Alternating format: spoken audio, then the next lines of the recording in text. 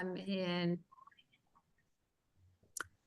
All right, so good afternoon. Thank you so much for joining us. I'm Liz Salas with the REDC, and I'm here with my colleague Adam Moaratty, and both of us are capital access managers for the Kiva program out of New Hampshire.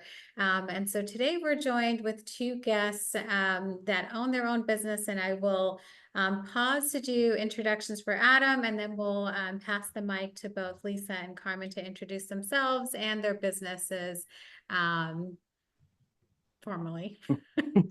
All right, thank you very much, Liz. Yep, so my name is Adam Moaratty. I'm the program coordinator here at REDC. Like Liz said, we're both CAMS, Capital Access Managers for Kiva. Very briefly, for anyone who isn't familiar with us, REDC, we're a nonprofit economic development corps in Southern New Hampshire. We help finance businesses offer technical assistance, and one of the programs we offer is Kiva, which in short is a 0% interest, $0 fee crowd-funded microloan from $1,000 to $15,000, which is raised on their website. So that's just the very short of it.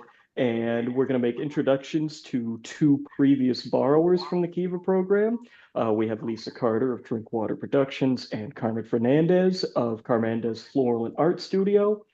So I will hand it over to both of you. Either one of you can start first if you'd just like to take a minute and just introduce yourself and what your business is. Sure. So my name is Carmen Fernández, and I'm the owner of Carmández Floral Art Studio, which I kind of just recently expanded on that art studio part, kind of the past couple of months, and especially with this Kiva loan that I've received, kind of pushing to expand my business a little more. I specialize in weddings and formal small events, flowers and decor. And then I am also passionate about art in multiple different ways, watercolors, hand-painted denim jackets, upcycled from secondhand stores. And yeah, I'm just looking to expand that going into the next couple of years. And that's about it. My name is Lisa Carter, and I'm CEO and founder of Drinkwater Marketing. We're a digital marketing and digital media company here in the state of New Hampshire. We established the company as a digital agency back in 2005, and we were very pleased at the being able to be approved and participate in the Kiva loan program with the REDC. Great, thank you. And so I'll start with just a quick intro on what the Kiva program is, and then that'll segue into our first series of questions. So Kiva is a global crowdfunding platform that on its own can be compared to Kickstarter or some other crowdfunding programs for small businesses specifically. So within the US, we had been asked to become the hub for New Hampshire specifically when the program decided to transition from global to domestic and then to here to New Hampshire to serve as an access point for small businesses. And the platform allows for loans for up to $15,000, as Adam mentioned, with a 0% interest and 0 fees. So it purely allows for small businesses to borrow at terms of 12, 24, 36 months of just their amount that they're borrowing and pay that and have it reported onto their credit to build that business and personal credit. And then from there, be able to borrow several times over if necessary through the Kiva loan program, with the goal over time that we want to see businesses working with local banks, commercial lenders, direct finance, financiers such as the REDC, where we do direct lending, sometimes with banks, and really just growing the business with you, where Kiva just serves really nicely as an access point. And so, Adam, I'm going to kick it to you for the first question, couple of questions. All right, absolutely. Thank you. So first off, we'll start pretty simply. How did both of you first hear about the Kiva program or were referred to it? And either one of you can kind of start on that. I did receive an email from the REDC office. I'm on your subscribe to your newsletters. So I was able to get that information and then have a couple follow-up phone calls and emails with Liz and Adam, who were extremely helpful in the process to determine if it was the right program for me for Drinkwater.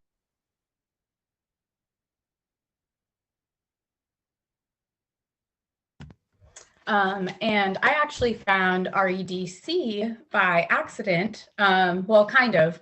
I was Google searching different business mentors and they came up on the top of the list. I actually reached out to them before reaching out to SCORE and set up a meeting with Liz and then I found out that they were in fact not business mentors, but the financial help institution that they are. And so we ended up talking about the Kiva program, and she was very nice and informed me so quickly on how she could help me. And then we kind of went from there, and it was great. It was a great experience. Thank you very much. I'll do one more while I'm on it. So what was it like putting together your Kiva profile and the narrative for the application? Did you find it easy, challenging, something in between? And just to provide some context on this, as part of the Kiva application, you put together a narrative essentially about you, your business, and what you're looking to use the loan funds for. And that's something that we assist all of the Kiva clients with. So again, if either one of you would like to start, just kind of share your experience on that.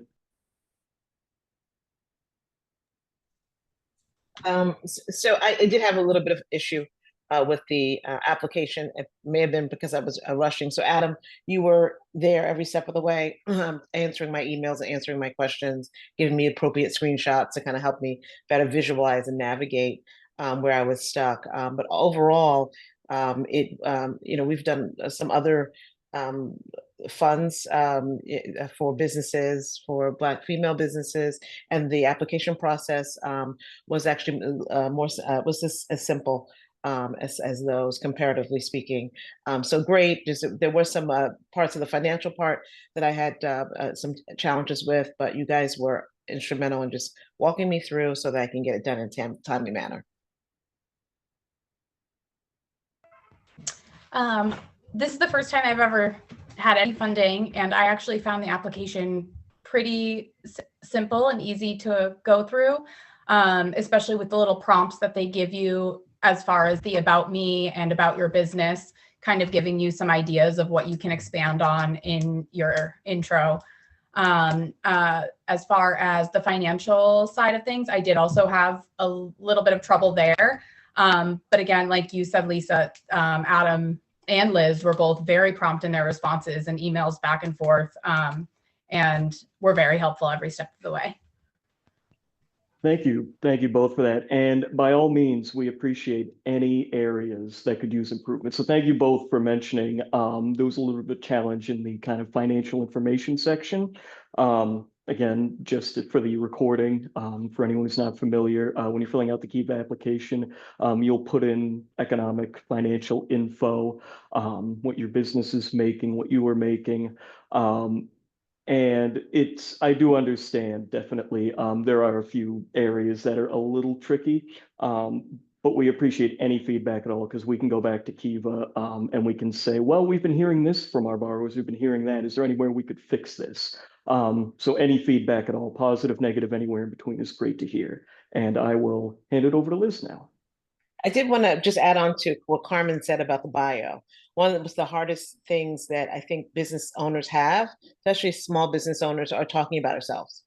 And so the financials sometimes give us a little pause, but it's probably even harder. So having that look ahead, which was a little tool that Carmen mentioned that is in the application process, where you can see how others have talked about in the tone and voice about their brand. And that was super, super helpful. Thank you, Lisa. Yeah, thank you for making that reference, Lisa, because that is it is huge to step out of your own comfort zone as a business owner, but also to be asked to speak about your business from like a third person element, it can be really challenging. And that's a lot of the work that Adam and I provide in the process to hope to bring those optics and emphasize the business, highlight the confidence and the passion that led to the business growth, that it's hard to speak to in like an intro webinar. It's really important to hear directly from borrowers such as you as to how, you know, those things can be highlighted. So with that, did you find it easy or difficult reaching out to lenders in the private fundraising phase, which is that initial phase? As Kiva is broken down to the two, private and then public. The private fundraising borrowers are tasked with having to go out to their inner circle, acquaintances, friends, family, to ask for a particular dollar amount to be lent to the business as part of the total loan amount. So certainly, I'll pass it to Carmen to start. Really, did you find it easy or difficult in reaching out to private lenders during that first phase? So the first phase was actually the easier part for me. I've always had, my business is very, very small, and it's also very personal. So, you know, I've had family and friends who have been supporting me in this journey for many years now. I started flowers back in 2011, kind of started my business for the first time ever on my own, kind of in 2018, had a little COVID hiccup. And then after, you know, we started getting weddings and events again in 2021, there was a lot of influx of weddings and work. And I've had so much support all around me for that. So finding those 10 to 15 people was actually very easy for me. And I found that a majority of my funding came from those initial people. Great. Amazing. Lisa? I was very nervous at the beginning. And there's actually a piece of advice that Liz Salas gave to me that I actually still repeat to myself today. And you said, keep going. If you get a no, just keep going. And so, you know, if there's 30 people on the list and you got half the no's, write down another 15, right? And so it just made me think that I don't want to use the word numbers game, but it is about just finding the right people. And I teach that in my business consulting all the time. And you reminded me of employing that when it came to crowdsourcing. And so there's a lot of folks who said, oh, I couldn't do that. Can't believe you have to do that in order to. So you'll have a lot of your sphere say, oh, I wouldn't be comfortable with raising money that way. I think that Carmen, you probably heard that as well. From your sphere. And so that kind of makes you feel, but in the words of Liz Salas, keep going. There was absolutely several people that said no, they didn't feel comfortable. They didn't want to get emails. They thought they were going to be in some sort of program themselves. But just keep going and you'll continue to find your tribe of people. And then the online community, I don't know how, Carmen, how many of those folks contributed to your campaign, but I had a wonderful amount of online through the platform that contributed to my success. Oh, that's awesome. That's so great to hear. And with that, we'd love to hear what your favorite part of the process was in contrast with your least favorite. So, you know, Lisa, just to kind of keep the wave going, what was your favorite part of the process and your least? Actually, to hear the campaign supporters, my donors say, oh, I got an email saying that the process, number one, congratulations, we saw that you're moving forward. You got funded, fully funded, I think is the word that the platform uses. And then when they received back which I didn't fully think about that process, once you start paying your loan, your donors start getting back their money. And so I can tell you that there are several folks who enjoyed that process so much and was in my corner that they are continuing to fund other businesses. And so it is, at first you're like, oh, this is not the way I thought I would raise money. I have to ask. But what ends up happening, and now that I know the psychology a little bit behind this, they started to look at this as something that as a community, they not only could support me, but wow, this opened them up to a new source of supporting other businesses. And I think there was probably 75% of the folks who supported my campaign were very interested in learning more about how to support other businesses. So I think next time if I went into crowdsourcing, whether it was a Kiva or another platform, I would approach it from a different lens, which is, you guys, this is a great way to get involved in a community of funding as supporters, donors, and other business owners. So that was my favorite. Those were my favorite parts. Of course, I didn't like asking at the beginning. I've already shared that. But once I started to see the way they looked at the donation, completely different than I approached them, I enjoyed seeing that, and obviously seeing them get paid back, which is awesome. That's so cool. Thank you, Lisa. And Carmen, how about for you? What would you say your favorite and least favorite in the process? First off, I want to say, Lisa, you are a great speaker. I am like not good with public speaking, so that's why my answers are like so short. I'm a little nervous, but you're fantastic. Let's see, my least favorite part, definitely, I agree with Lisa in the fact that asking people for money is scary, even when they are getting 100% of it back.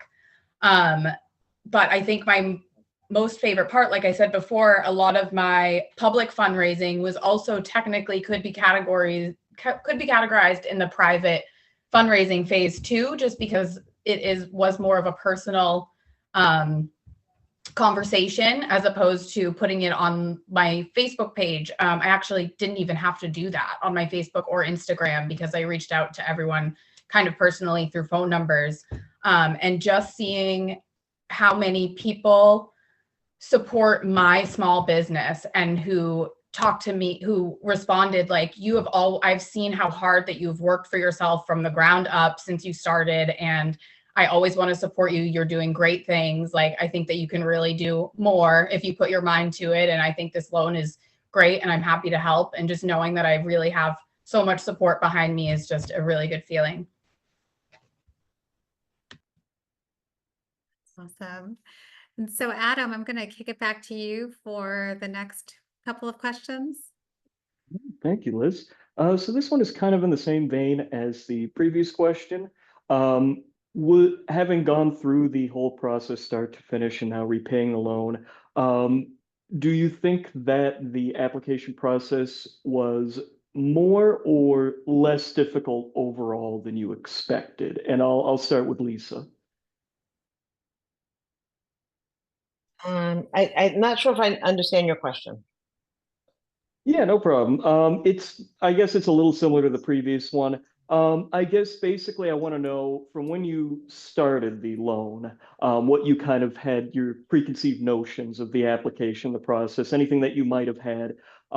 Did it end up going that way? Was it a little easier than you thought at first? Was it a little more difficult than you thought it'd be at first? Something entirely different? I was not familiar with crowdfunding. So that was a little bit of a learning curve for me, for sure. But you know, it did get easier.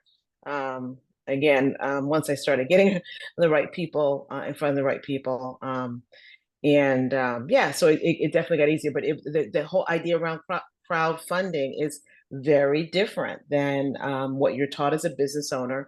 In terms of raising funds, you think of a loan, you think of banks, you think of friends. You don't think of publicly putting it out there that you are raising money. But I think what I would say to most business owners is this is how tech companies get funded all the time. It's just done maybe in a little bit different way. But once I kind of thought about, well, wait a minute, it's not me begging for money. It's not me inconveniencing friends and family in my sphere. This is about bringing them into a new process that they could learn from while supporting me. And so cleverly, once I kind of turned the lens a little bit on them, it became like, oh, this is sort of what they do in other ventures that we see on TV all the time.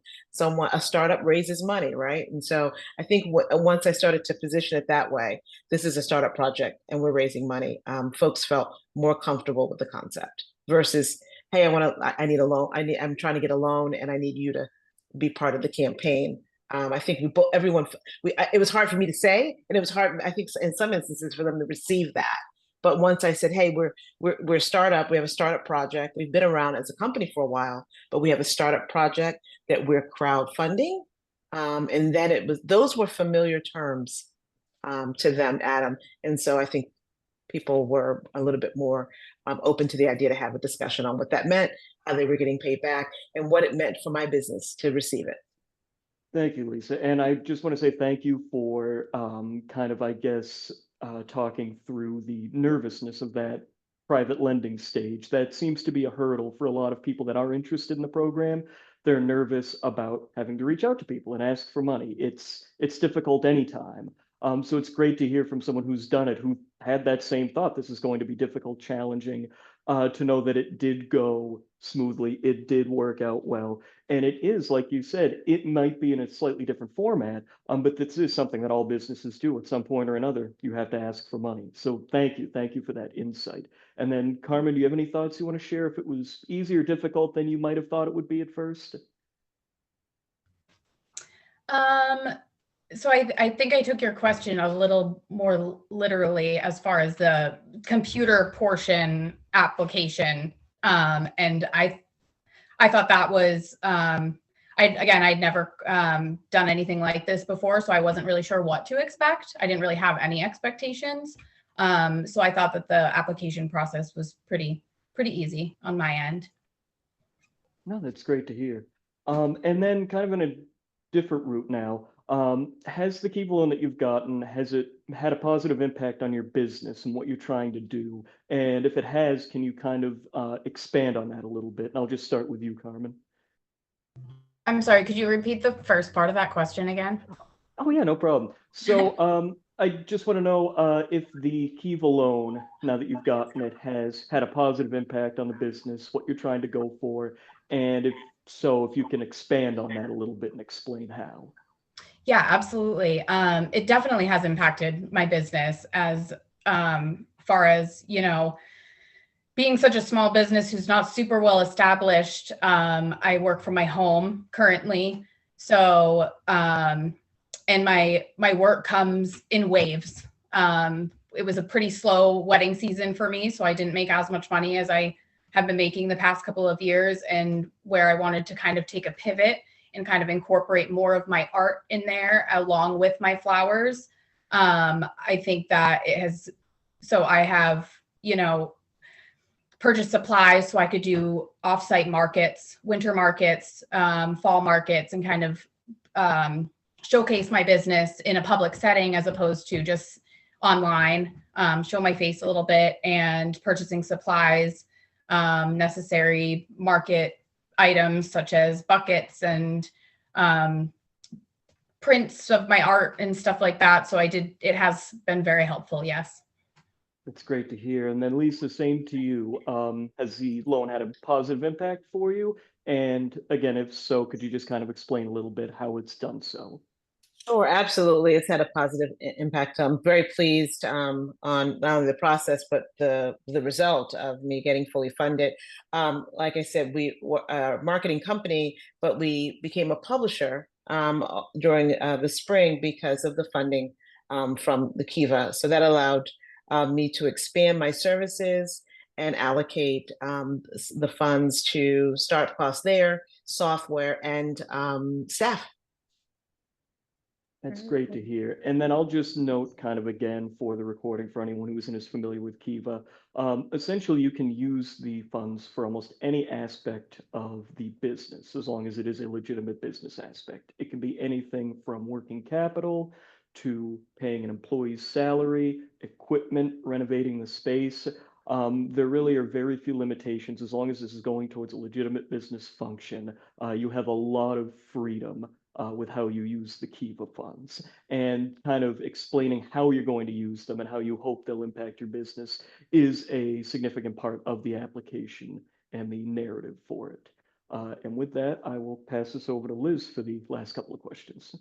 Thank you, Adam. Now, do either of you see yourselves applying for a second round of Kiva as you consider the next chapter in your business? So I'll start with Carmen. 100%. I thought it was so helpful. It was very hands-on. It felt really good, which I should have mentioned this before too. The crowdfunding portion of it, it just feels so much better. I know I mentioned that having all that support behind you, it feels just a lot more, I don't know, personal rather than going to a bank, I guess. And yeah, I thought the process was easy. I think it's a really great program, and I would definitely consider doing it again. Oh, that's great to hear. Lisa, what are your thoughts? Yes, I would definitely seek funding through Kiva again. Absolutely. Money is very expensive right now when you're looking to get funded by different other funding sources. So I would say that Kiva is one of the top lending sources,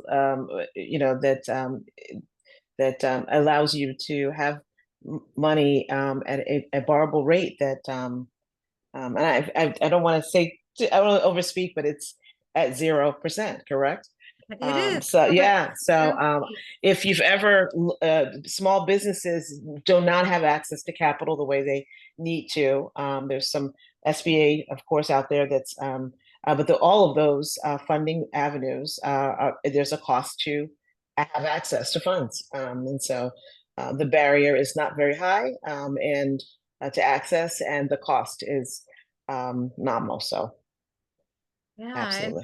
it's the lending rates are generally based on Wall Street Prime, and right now Wall Street Prime rate is around 8%. So lending facilities will add points being percentages onto that rate to determine what their lending rate is. And so Kiva, for Adam and I and our team here at the REDC sometimes feels as though we're like selling snake oil as a possible solution to small businesses in the state. So it is super important to have the opportunity to sit with both of you and share your experiences openly with hopefully other businesses in the state that are needing capital, that haven't considered Kiva or are maybe on the fence.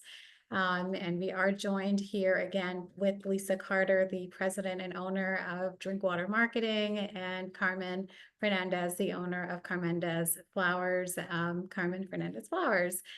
So we will close it out with some tips. So for anyone who is considering Kiva or maybe interested in applying, started an application, just hear the name Kiva, what would you say, what would you provide as tips for them when they're thinking about Kiva? And so Lisa, we'll start with you. I think that number one tip I would say is remember you're a startup, and crowdfunding or funding through other businesses and other parties outside of financial institutions are how other startups get funded. Don't be shy. And closing us out, Carmen. I guess my big advice is that don't underestimate the people who want to help you, because there are people out there who want to help you and see your business succeed. Awesome. Well, thank you so much for joining us. And we are hosting these webinars monthly. This was outside of our normal process where we talk about an introduction and go through our boring slideshow. And so it is really special and a delight to be able to be joined by two of our clients and borrowers through Kiva. So next month, we are hoping to have a second-time borrower join us. And we're still putting together that agenda. However, definitely sign up for the newsletter and just keep an eye over your emails, or just reach out to Adam and I, and we will get you the registration information. And so with that, we thank you so much for taking your time and energy to join us. Yes, thank you very much. Thank you so much. We appreciate you. Thank you. Thank you. Talk soon. Bye-bye. Bye.